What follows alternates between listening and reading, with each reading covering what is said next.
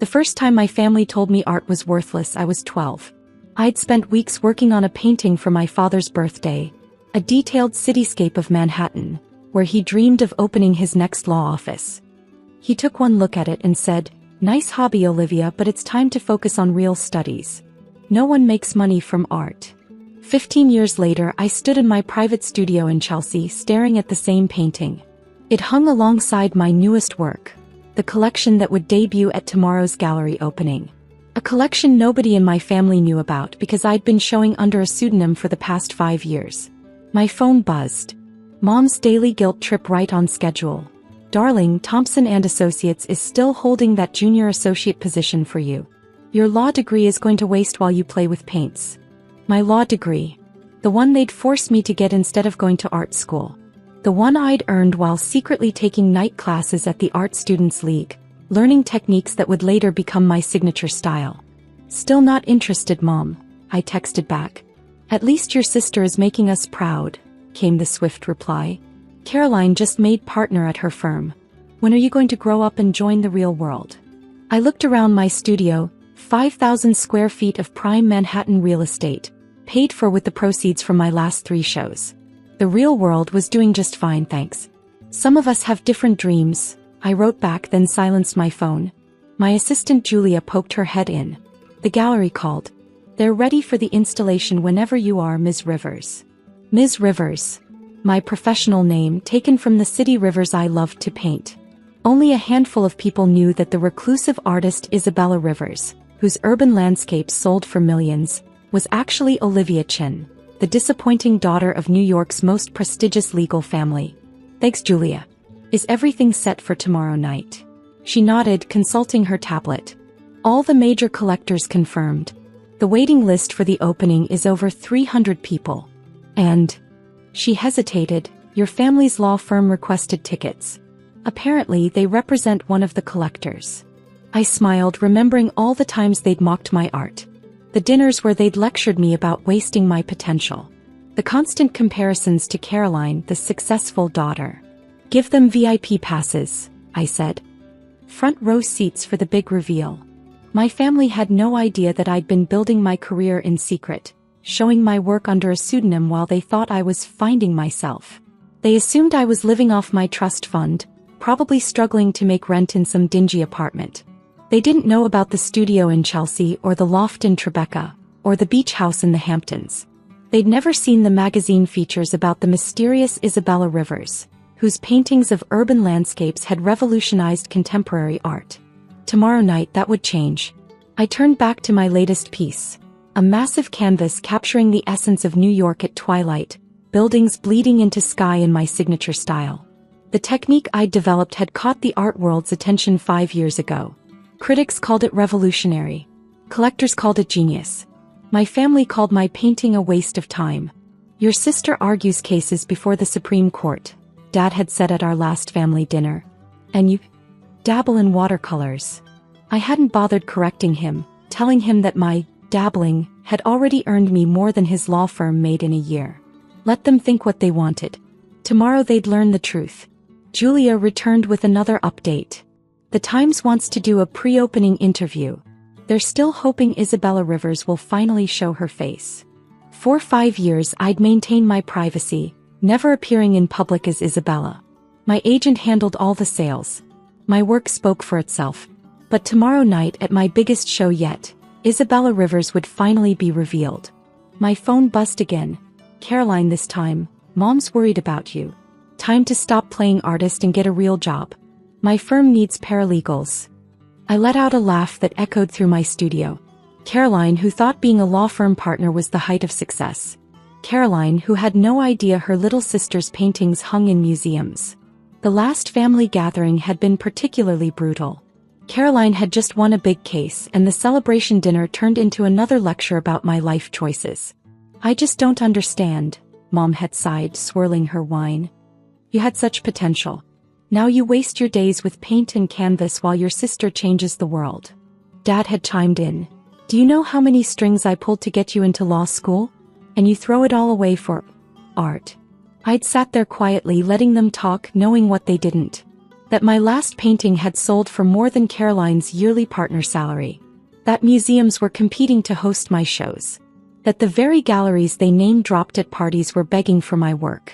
Now standing in my studio surrounded by the collection that would finally reveal my identity, I thought about all the times they'd dismissed my passion. The art classes they'd forbidden. The supplies they'd hidden. The dreams they'd tried to squash. Julia appeared again.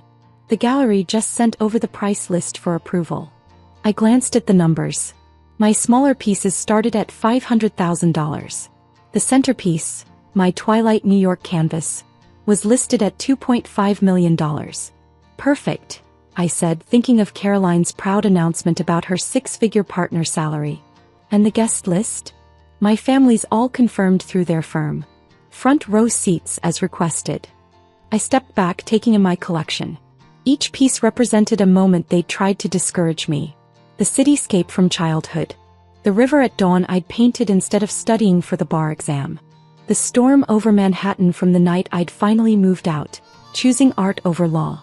Should I have their names on the VIP list? Julia asked. No. Let them check in as representatives of their firm.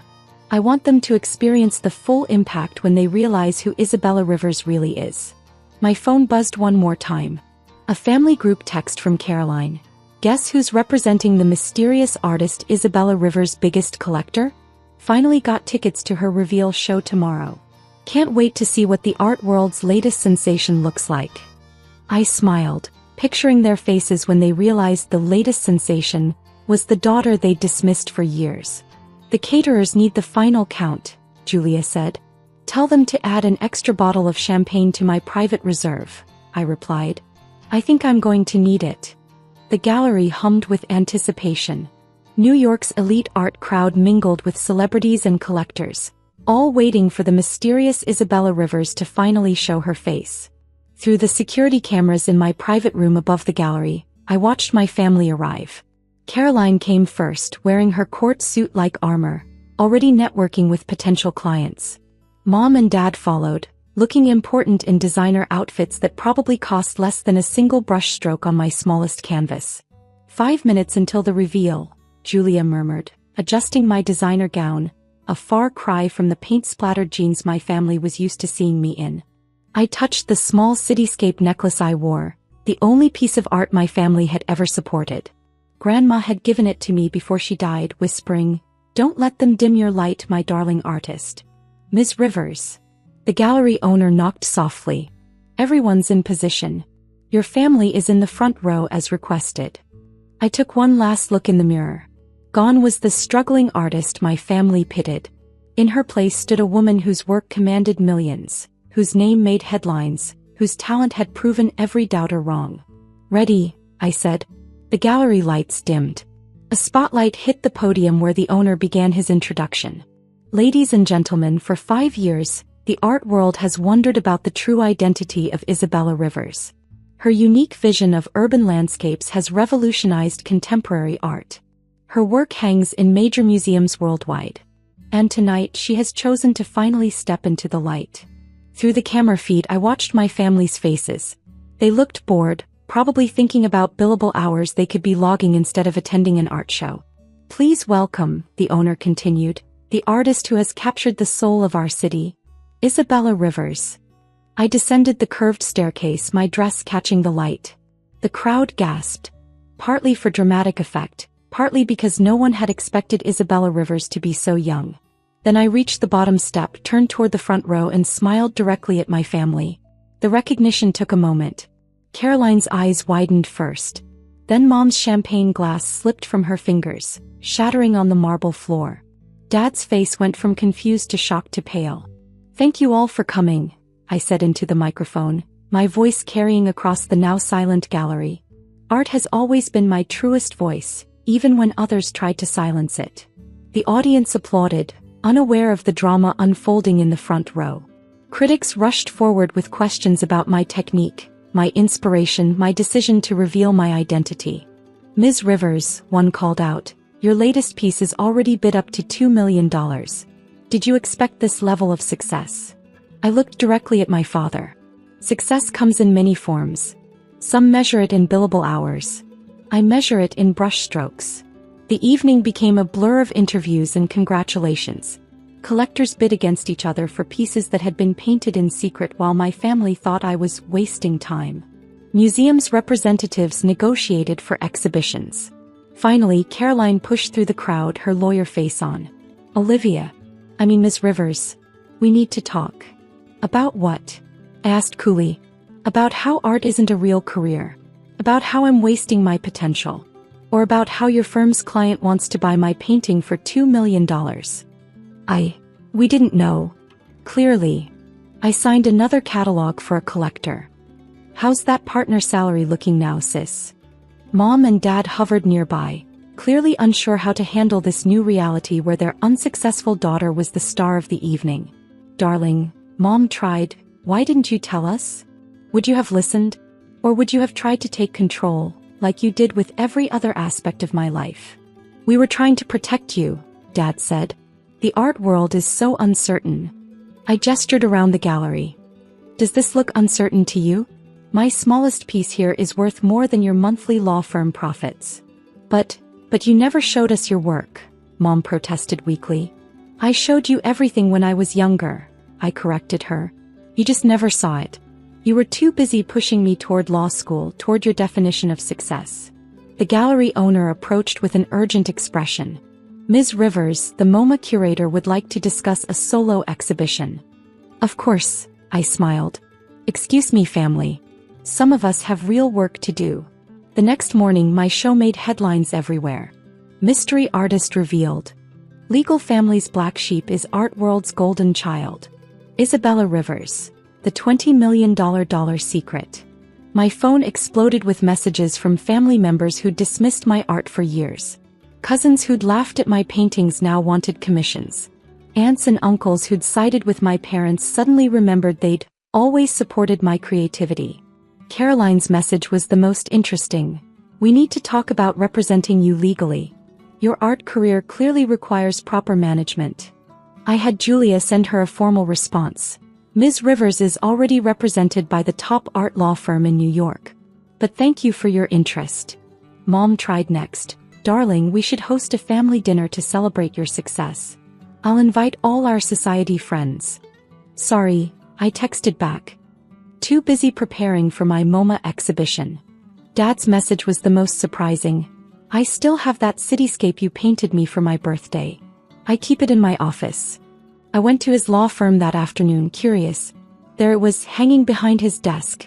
My first serious painting, the one he dismissed all those years ago. When did you frame it? I asked from the doorway. He jumped, turning to face me. Right after you moved out. I realized it might be the last piece of you I'd have. And now I realize it might be worth millions, he tried to joke.